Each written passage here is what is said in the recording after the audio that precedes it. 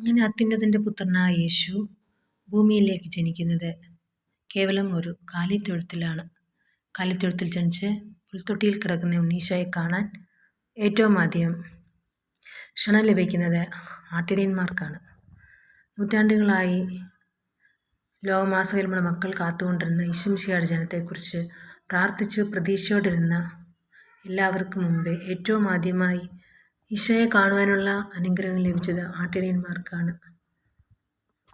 അങ്ങനെ ദൂതന്മാർ ആട്ടിടയന്മാർക്ക് പ്രത്യക്ഷപ്പെടുകയാണ്.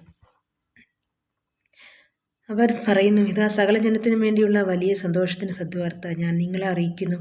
ദാവീദിൻ്റെ പട്ടണത്തിൽ നിങ്ങൾക്കായി ഒരു രക്ഷകൻ കർത്താവായ യേശുക്രിസ്തു പിറന്നിരിക്കുന്നു.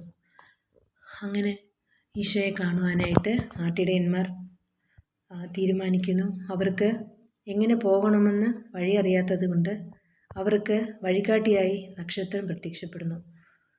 അങ്ങനെ നക്ഷത്രം പോകുന്ന വഴിയിലൂടെ ആട്ടിടയന്മാർ നടന്ന് ഉണ്ണീശോയെ കാണുവാനായി ബെത്ലഹേമിലെ കാലിത്തൊഴുത്തിൽ എത്തിയിട്ട് അവിടെ ചെന്ന് ഉണ്ണീശോയെ കാണുന്നു.